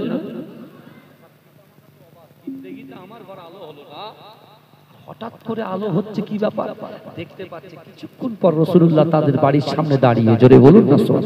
তারা দাঁড়িয়ে গিয়ে রাসূলুল্লাহর প্রতি ফিদা হয়ে গিয়ে তারা বলছে মুহাম্মদ, আমরা যখন মুহাম্মদ বলবো আপনারা কি বলবেন? সাল্লাল্লাহু আলাইহি ওয়াসাল্লাম বলছে মুহাম্মদ শুনেন না, আমার ছেলে আপনার জন্য কেন ফিদা, এটা আমরা আপনাকে না দেখলে বুঝতে পারতাম না। জোরে বলে মা বাপ রাসূলুল্লাহকে খিদমত করে ঘরের মধ্যে তাজিমের সাথে, সম্মানের সাথে ঘরে নিয়ে বলছে অচার মায়ের মা কাঁদছে সন্তানের জন্য, মা কাঁদছে সন্তানের জন্য, বাপ কাঁদছে, কিসের জন্য কাঁদছে? না, আমার সন্তান আজ 3 দিন ধরে বেহুশ হয়ে আছে, খাওয়া না দাওয়া না, কিন্তু হ্যাঁ মাঝে মাঝে যখন হুঁশ ফিরছে তখন নবী নবী করে চিৎকার দিচ্ছে। আল্লাহ রাসূল মাথা থেকে পা পর্যন্ত হাত বুলিয়ে দিয়ে রাসূল চুপ করে চোখটা বুজিয়ে কিছুক্ষণ পরে বলছে যে মা, আপনার সন্তান বাঁচবে না, আজই এশার নামাজের পরে ইন্তেকাল করে। কিন্তু হ্যাঁ আমি এখন চলে যাব, কিন্তু এশার নামাজ পড়ে যখন ইন্তেকাল করবে তোমরা আমাকে খবর দেবে। আমি রাসূলুল্লাহ নিজে আসবো, কার তালহার লাশটাকে তুলবো, আমি রাসূলুল্লাহ নিজে গোসল দেব, আমি রাসূলুল্লাহ নিজে কাফন পরাবো, আমি রাসূলুল্লাহ নিজে কবরের মধ্যে আমি আমার তালহার লাশটাকে রাখবো, আমি রাসূলুল্লাহ মাটি দিয়ে তারপরে যাব। জোরে বলবেন না, এই জোরে বলা যাবে না, করা যাবে না। এবার ভালো করে শুনে, বিশ্ব নবী রাসূল সাল্লাল্লাহু আলাইহি ওয়াসাল্লাম চলে গেলেন, এই যেই রাসূল মসজিদে কদম রেখেছে আর তালহা দাঁড়িয়ে গিয়েছে। জোরে বলুন, এই জোরে বলবেন না, তালহা যে দাঁড়িয়ে গেছে, আপনা এত কান্না কাঁদছে। তালহা বলছে, আব্বু আম্মা আপনি এত কাঁদেন কেন? বলছে, তোমার পয়গম্বর, তুমি যার উপরে ঈমান এনেছো, যাকে তুমি তোমার মা বাবার থেকে বেশি মহব্বত করো, সেই মুস্তাফা জানে রহমত আমার বাড়িতে এসে আমার ঘরটাকে আলোয় আলোকিত করেছে আর আমাদের ইসলামের স্বাদ গ্রহণ করিয়ে গেছে। জোরে বলুন সুবহানাল্লাহ। তালহা খুশি হয়ে গেছে। যখন তালহা খুশি হয়েছে, ওর মা বাপ তার কাছে সন্তানের কাছে গিয়ে বলছে, বাপ তুমি কিন্তু আর বাঁচবে না, তোমার হাবিব বলেছে। আমার ভাই জানেরা, হে নবী পাকের উম্মত উম্মতিরা, হে নবী দেওয়ানারা, বিশ্ব নবী রাসূলুল্লাহ সাল্লাল্লাহু আলাইহি ওয়াসাল্লামের ওই ছোট্ট সাহাবা হযরত তালহা যখন শুনেছে বিশ্ব নবী রাসূলুল্লাহ সাল্লাল্লাহু আলাইহি ওয়াসাল্লাম নিজের জবান দিয়েছে কথা বলে, আল্লাহ পাক ওই কথাটাকে কবুল করে নেয়। ও যুবকেরা ভাইরা, হযরত তালহা মুচকে মুচকে হাসে, আব্বা মায়ের হাতটা ধরে বললেন, আমার দয়াল নবী রাসূলুল্লাহ যদি এই কথাটা বলে যায়, আমি তালহা এশার নামাজে পড়ে ইন্তেকাল করব। ও আব্বু আম্মু শোনেন শোনেন, অবশ্যই অবশ্যই আমার দয়াল নবী মুস্তাফা যে কথা বলেছে বারহাক আমার আল্লাহ পাক তার কথাটাকে কবুল করে নিয়েছে। আমার মৃত্যু হবে হবে, আমার মৃত্যু হবে হবে। এখন আমি এক বুঝতে পারছেন না, কিন্তু বলে রাখি বল তোমার মৃত্যু হবে, কি বলছিস যা কথা বল। কিন্তু তালহা শুনেছে, কে বলেছে মৃত্যুর কথা? কে বলেছে? রাসূলুল্লাহ বলে গেছে, রাসূলুল্লাহ বলে গেছে। তালহা মেনে নিয়েছে। জোরে বলুন না, মহব্বত তো এটাই। শিক্ষক যখন ছাত্রদের পড়ায়, ছাত্ররা সামনে বদমাইশ, শিক্ষক কি বলে জানেন? এ বাবা বদমাইশি করিস না। আর যারা সামনের বেঞ্চে বসে আর যারা পিছনে বসে, শিক্ষকের নজরটা থাকে পিছনের দিকে। কারণ কি বলেন তো, পিছনে ওই দুর্বল ছাত্রটাকে যদি আমি ভালো করে শেখাতে পারি তাহলে পুরো ক্লাসটা শিখে নেবে, তাই না? আমিও একজন সরকারি স্কুলে সার্ভিস করি, বুঝতে পেরেছেন? আমি মুর্শিদাবাদে ছিলাম, এখন চলে এসেছি টাকিতে, মুরারিশা চৌমাথা আমিনিয়া হাই মাদ্রাসা, বুঝতে পেরেছেন? কিন্তু আমার ভালো করে আমাদের এখান থেকে বুঝে যেতে হবে যে আজকে যদি আমি আপনি আমরা কোরআনকে সামনে রেখে হাদিসকে সামনে রেখে যদি চলতে না পারি, আগামী দিনে আমাদের দ্বারাই বহু সমস্যার সম্মুখীন হতে হবে। আর যদি কোরআনকে নিয়ে চলেন, হাদিসকে নিয়ে চলেন, পিতামাতাকে নিয়ে চলেন, স্বামী স্ত্রী হক মহব্বত ভালোবাসা নিয়ে চলেন, যত বড় বড়ই সমস্যা আসুক না কেন, আমার আল্লাহ আমাদের রাস্তা থেকে সমস্যাগুলোকে সরিয়ে দেবে। জোরে বলুন সুবহানাল্লাহ। জোরে বলা যাবে না, চিৎকার দিয়ে বলা যাবে না। আল্লাহ তো নিজেই বলেছে, বান্দা তোমার যদি জান্নাত পাওয়ার এতই শখ, তোমার যদি জান্নাতে যাওয়ার এতই ইচ্ছা হয়, তাহলে আল্লাহর কোরআন বলছে ওয়ালিমান খাফা মাকামা রাব্বিহি জান্নাতান। আল্লাহ বলছে, বান্দা কাল কিয়ামতের মাঠে আমি আল্লাহর সামনে দাঁড়ানোকে তুমি যদি ভয় করো, আমি আল্লাহ তোমাকে দুটো জান্নাত পুরস্কার দেব। জোরে বলে, কটা জান্নাত দেবে? দুটো। সে জান্নাতের দৈর্ঘ্য কত, কতটা লম্বা বলে? আমার বাবাজিরা, আসমান জমিনের মিডলে যত ফাঁকা জায়গা আছে, সেই ফাঁকা জায়গা স্বরূপ একটা জান্নাত। এটা দরুদ শরীফ পড়েন, আল্লাহুম্মা সাল্লি আলা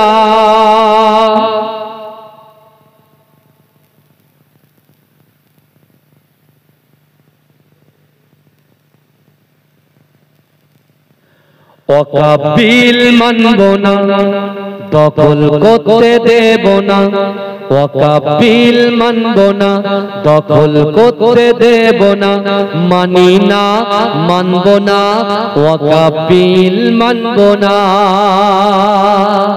জোরে বলবেন, কি বলেন তো? ইনশাআল্লাহ। সুবহানাল্লাহ না ইনশাআল্লাহ। কি বলবেন? জোরে বলুন, কি বলবেন? হাত তুলে বলবেন। কি তুলে বলবেন?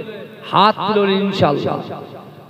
ওয়াকাবিল মানব না, দখল করতে দেব না, ওয়াকাবিল মানব না, দখল করতে দেব না, মানি না, মানব না, ওয়াকাবিল মানব না, মানি না, মানব না, ওয়াকাবিল মানব না। মোদি তুমি যতই বলো ওয়াকাবিল মানব না, গোরস্থানের জায়গা মোরা দখল করতে দেব না। মোদি তুমি যতই বিল পাশ করে দাও না, মানি না, মানব না, ওয়াকাবিল মানব না। আল্লাহর ঘর মসজিদ গুলো কেন ছিনিয়ে নিবি বল? আল্লাহ তোদের ছাড়বে না তো, কেন হয় না তোদের ভয়? গোরস্থানের জায়গা মোরা দখল করতে দেব না, মানি না, মানব না, ওয়াকাবিল মানব না। মোদি তুমি যতই বলো ওয়াকাবিল মানব না, গোরস্থানের জায়গা মোরা দখল করতে দেব না। মোদি তুমি যতই বিল পাশ করে দাও না, মানি না, মানব না, ওয়াকাবিল মানব না। জেগে ওঠো মুসলমান, ঘুমিয়ে আর থেকো না, মোদের দেহে থাকতে প্রাণ ছিনিয়ে নিতে দেব না। যুদ্ধ মোরা করতে রাজি, পিছু তবু হব না, মানি না, মানব না, ওয়াকাবিল মানব না। এখানে একটা কথা আছে বুঝলেন, জেগে ওঠো মুসলমান। এই শুনছেন?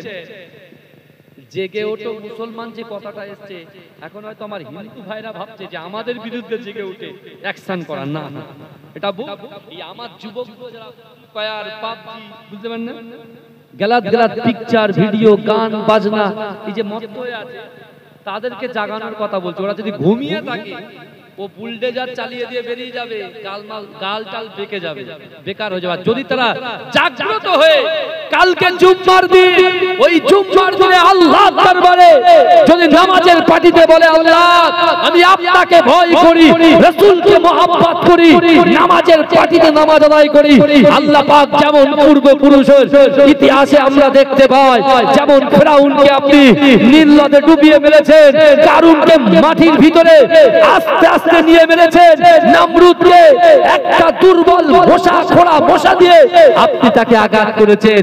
আল্লাহ আমরা তো আপনারই বান্দা, আপনার রাসূলকে আমরা জীবন থেকে বেশি ভালোবাসি। আল্লাহ আপনি জালিম সরকার থেকে আমাদের জান মাল ইজ্জত ঈমানের হেফাজত করুন। জোরে বলুন না সুবহানাল্লাহ। আল্লাহ তো বলে দিয়েছে, রাসূল তো বলেছে। দেখেন তালাক 15 বছরের ছেলে, তার ভিতরে তিনটা আমল ছিল কি ছিল না? কথা বলে। আল্লাহ বিপদ থেকে তাকে কাটিয়েছেন না কাটাননি? কথা বলে। উদ্ধার করেছেন না করেননি? আগে কথা বলেন। উদ্ধার করেছে তো, তাহলে আমরা কেন? আমরা কেন পারবো না? আপনি কেন পারবেন না? এ যুবক শোনো, রাসূলুল্লাহ মসজিদে নববী শরীফে ওই সকল উম্মতের কথা জোর করে বলে গেছে। আল্লাহর রাসূল বলেছে, আমার সাহাবারা শোনো, যারা এক্সকিউজ দেয়, যারা অজুহাত দেয় যে আমার বাড়িতে বিশাল বড় ব্যবসা আছে, বিশাল বড় বাণিজ্য আছে, বিশাল দোকান আছে, দোকানের খরিদ্দার মেটাতে মেটাতে শরিয়ত থেকে দূরে সরে গেছি, বাচ্চা কোলে আছে তাই নামাজ পড়তে পারিনি, নানান রকম অজুহাত দেয়। কিন্তু রাসূলুল্লাহ একদিন কাঁদতে কাঁদতে সাহাবাকে বলেছে, সাহাবা শোনো, তুমি যখন মৃত্যুবরণ করবে, তোমার কবর পর্যন্ত, তোমার খাটিয়াতে লাশ যখন কবর পর্যন্ত যাবে, ওই খাটিয়ার পিছন পিছন তোমার সঙ্গে তিনটে জিনিস যাবে। কটা? এই কথা বলেন কটা? আমি মরে যাব, আমার মা বোন যারা চলে যাবে,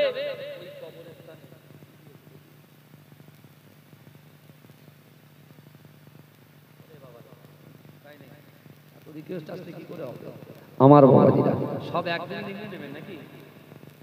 তাহলে মনে হচ্ছে খড়কিতে আর আমার কদমার পুনরায় পড়বে না, তাকবীর না রে তাকবীর। আমি এসেছি, আপনারা খুশি তো? এই কথা বলেন না। একটা জায়গা থেকে তো পাঠিয়ে দিল বাড়িতে, আমি মনে করলাম এটাও যাব, বুঝতে পেরেছেন? কিন্তু আমি বললাম যে এখানে আল্লাহ কবুল করেছে জলসাটাকে।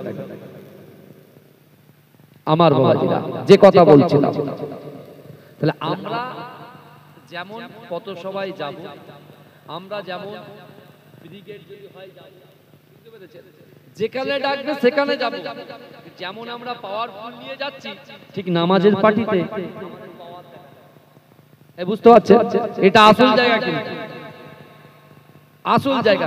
উপর থেকে যদি সাকসেস না হয়, ও জিন্দেগিতে মাথা টুকে কপাল কালো হয়ে যাবে, কোনো কাজ হবে না। এ কথা ঠিক বলছি না ভুল বলছি? আমার পরের ভাই এসছে, এ বাবু আর কত বলবো?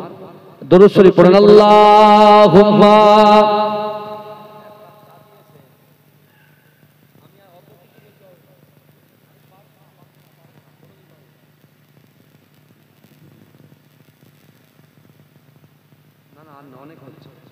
আমার বাবাজি ভালো করে শুনে,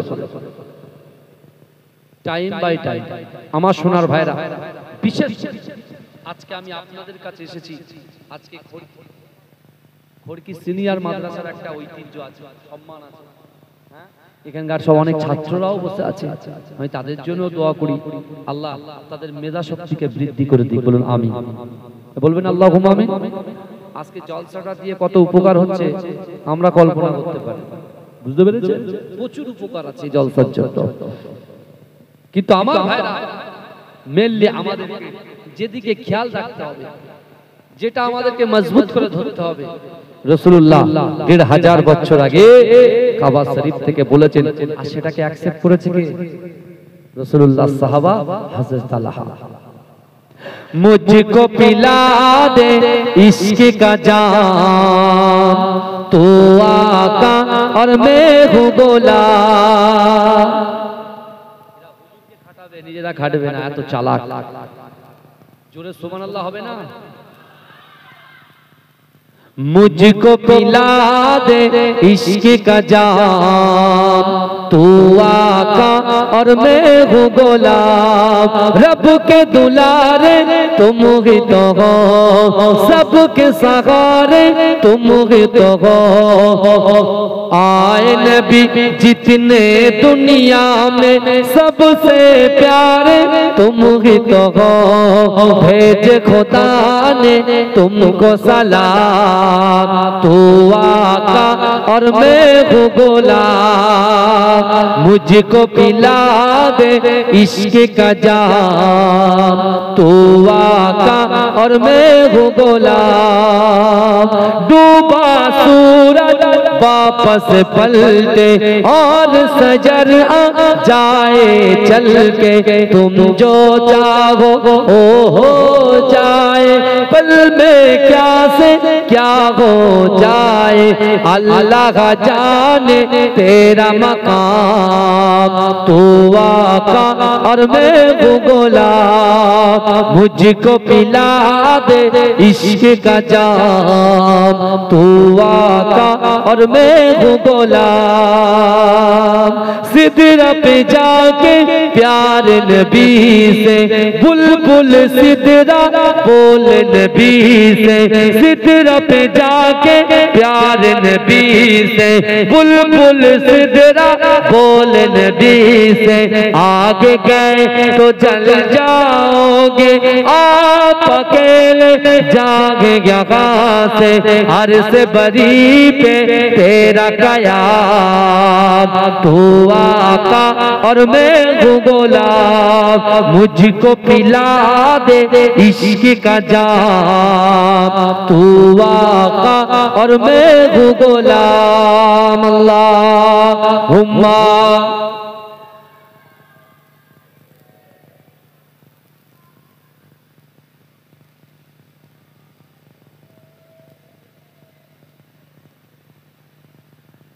আমার বাবাজিরা ভাইরা, বিশ্বনবী রাসূলুল্লাহ যখন মসজিদে নববীতে চলে আসলেন, আসার সাথে সাথে কে ইন্তেকাল করলেন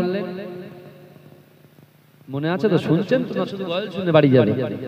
হ্যাঁ হ্যাঁ, দুটো জিনিস চলছে কিন্তু, বুঝলেন? শুধু গজল ভাসিয়ে দিয়ে পালায়নি কেন, এখন খুব সমস্যা হয়, বুঝলেন? যারা গজল বলে আর যারা বলতে পারে না, বুঝলেন?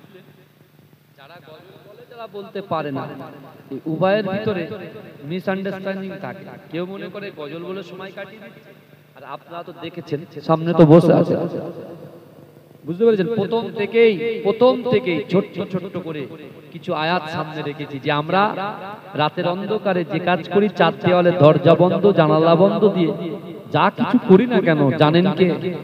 আল্লাহ। তাই এখানে আরেকটা প্রশ্ন আসতে পারে যে যার মধ্যে যা আল্লাহর ভয় আছে, রাসূলুল্লাহর মহব্বত আছে বলে দাবি করেছে, সে কখনো নামাজ কাজা করতে পারে না, বাপ মাকে কষ্ট দিতে পারে না, স্ত্রীর হক নষ্ট করতে পারে না, স্বামীর হক নষ্ট করতে পারে না, ইত্যাদি ইত্যাদি ইত্যাদি।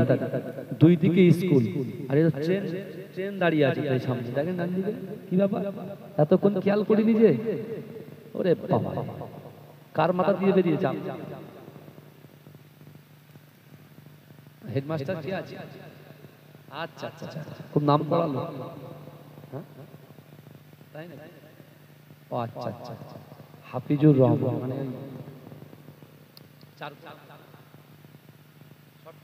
আচ্ছা আচ্ছা আচ্ছা, বুঝতে পেরেছি। আমার বাবাজিরা, আমার ভাইরা, অনেক দীর্ঘক্ষণ আলোচনা করলাম।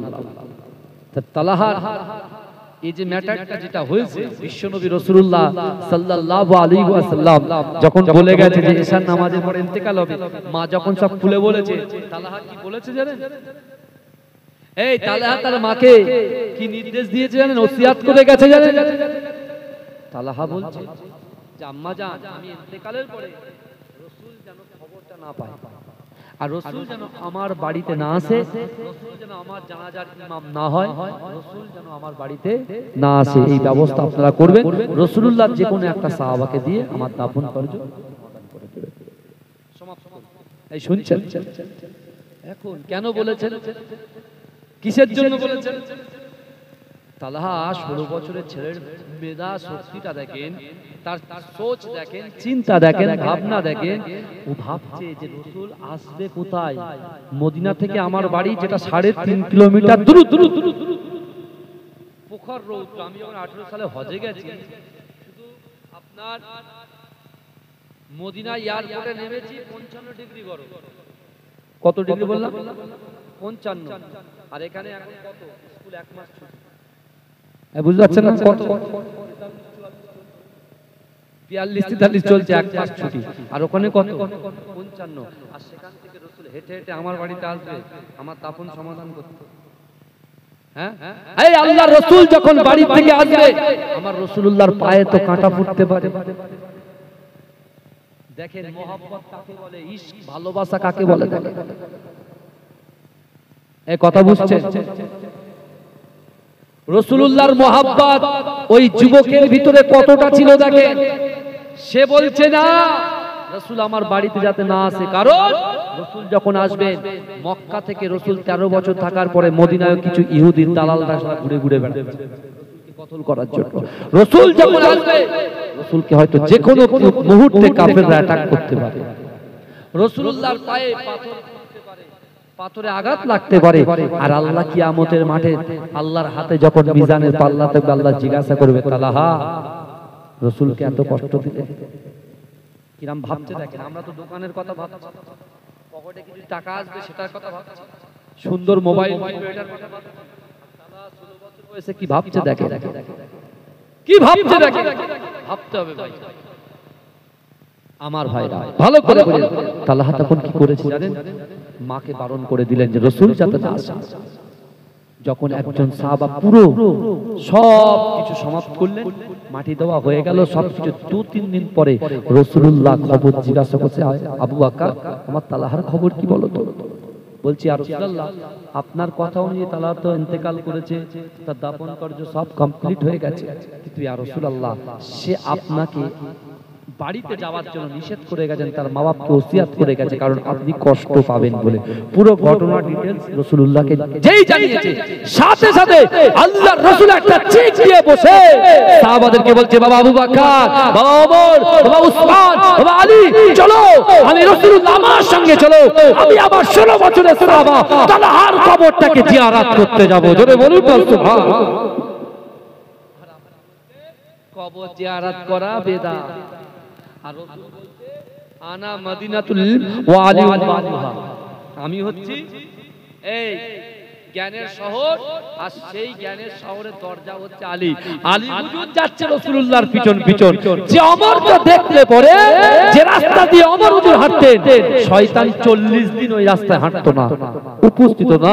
সে রাসূলুল্লাহর পিছন পিছন কবর জিয়ারত করতে যাচ্ছে, আর তুমি এত বড় ইউটিউব মুক্তি হয়ে গেলে তুমি ফতোয়া দিচ্ছ কি কবর জিয়ারত করা যাবে না। কি বাত! আল্লাহর কাছে জবাব দিয়ে আপনাকে করতেই হবে, এটা মাথায় রাখবেন। আমার ভাই জানেরা, হে নবী পাকের উম্মত উম্মতিরা, হে নবী দেওয়ানারা, বিশ্ব নবী রাসূলুল্লাহ সাল্লাল্লাহু আলাইহি ওয়াসাল্লামের সাহাবারা আল্লাহ রাসূলের পিছু পিছু পিছু পিছু বিশ্ব নবী রাসূলুল্লাহ সাল্লাল্লাহু আলাইহি ওয়াসাল্লামের পিছন পিছন পিছন পিছন ও যুবকেরা, একেবারে আল্লাহ রাসূলের সাহাবা হযরত আমিরুল মুমিনিন হযরত ওমর ফারুক রাদিয়াল্লাহু তাআলা আনহু আল্লাহ রাসূলের দিকে তাকিয়ে আছে।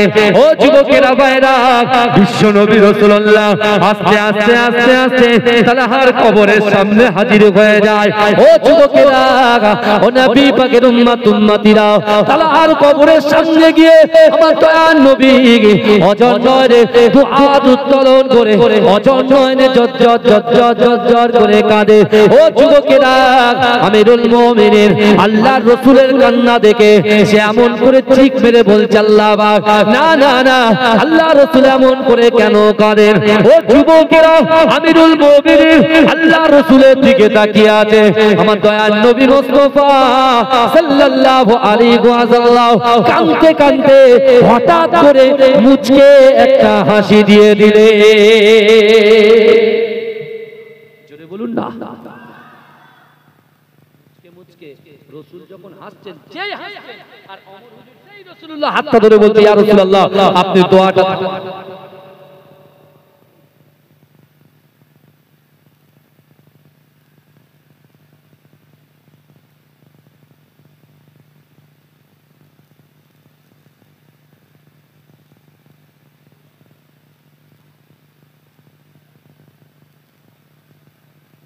করবেন না।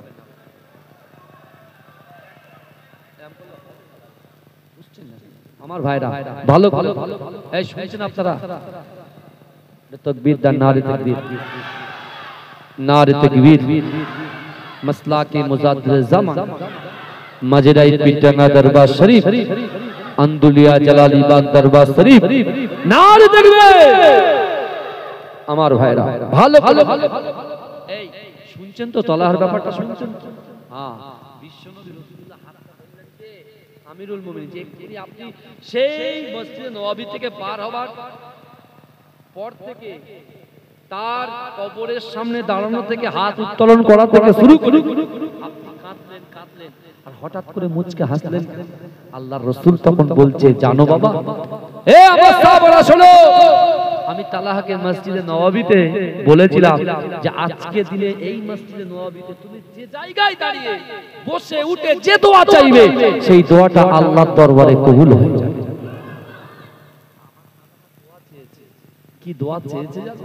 আমি রাসূল তো অবাক, আমার আল্লাহ আমাকে এইমাত্র ঘোষণা করেছে। যদি বলুন, আমি চামড়া চোখে দেখতে পাচ্ছি তালহা কি দোয়া চেয়েছে। এই আমরা কি চাই আপনারা নিজেই জানেন, আমি আর বলবো না, বেশি ব্যাখ্যা করে বলবো না, অনেক টাইম চলে যাবে। আমার পরের ভাই এসে গেছেন, তিনি এক্ষুনি চলে আসবেন ইনশাআল্লাহ। আমার ভাই জানেরা, ও নবী পাকের উম্মত উম্মতিরা, হে নবী দেওয়ানারা, একটু ভালো করে বোঝার চেষ্টা করে। বিশ্ব নবী রাসূলুল্লাহ সাল্লাল্লাহু আলাইহি ওয়াসাল্লাম ওই সময় সাহাবাদেরকে বলতে লাগলেন, ও আমার সাহাবারা শোনো শোনো, আমার তালহা দোয়া চেয়েছিল, ওগো রব্বুল আলামিন আমি তালহার মনের ইচ্ছা, আমি তালাকার মনের আশা, আমি তালাকার মনের আকাঙ্ক্ষা, না না না, কাল কিয়ামতের মাঠেতে, কাল হাসরের মাঠেতে কেউ কারো যখন চিনবে না, আমি তালাকা আপনাকে ভয় করি, আল্লাহর রাসূলকে মুহাব্বত করি, নামাজ আদায় করি, ওগো রব্বুল আলামিন কাল কিয়ামতের মাঠেতে আপনি তালাকার দিকে চেয়ে চেয়ে হাসবেন, আর আমি তালাকা আপনার দিকে চেয়ে চেয়ে হাসবো।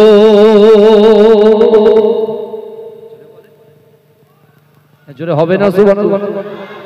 অনেকে জান্নাত চায়, আমরা শুধু বলে আল্লাহ জান্নাত নসিব করুন, বলি না, কথা বলেন না, আমরা কত কিছু চাই, তালা আল্লাহ তার দিকে চেয়ে চেয়ে হাসবে, আর তালা আল্লাহর দিকে চেয়ে চেয়ে হাসবে। জোরে বলুন না সুবহানাল্লাহ? কিন্তু আমার ভাই জানেরা, হে নবী পাকের উম্মত উম্মতিরা, হে নবী দেওয়ানারা, বিশ্ব নবী রাসূলুল্লাহ সাল্লাল্লাহু আলাইহি ওয়াসাল্লাম ওই সময় ওমর হুজুরকে লক্ষ্য করে, সাহাবাদিকে লক্ষ্য করে বলেছিলেন, ও বাবা সাহাবারা শোনো শোনো, আমার আল্লাহ পাক আমি রাসূলুল্লাহকে তাআলা মুহাব্বত করার জন্য এত খুশি হয়ে গেছে, এত রাজি হয়ে গেছে, আমি রাসূলুল্লাহ যখন তাআলার জন্য কাঁদছিলাম, আমার আল্লাহ পাক বললেন, হাবিব আপনি কাঁদবেন না, দেখেন দেখেন দেখেন আপনার তালাকা যে দোয়া চেয়েছিল কিয়ামতের মাঠে, আমি তালাহার দিকে চেয়ে হাসবো, তালাহা আমার দিকে চেয়ে হাসবে। কিন্তু না না না, আমি আল্লাহ পাক এক সেকেন্ড আগে যে জাহান্নামী থাকে, আমি যদি চাই এক সেকেন্ড পরে সে জান্নাতি হয়ে যায়।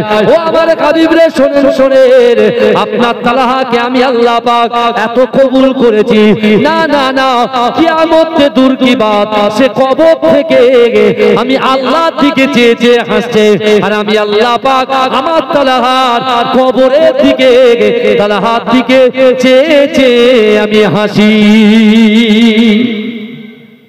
জোরে বলবে, মহব্বতে বলবে, এগুলো কিসের পাওয়ার? কথা বলেন, আল্লাহর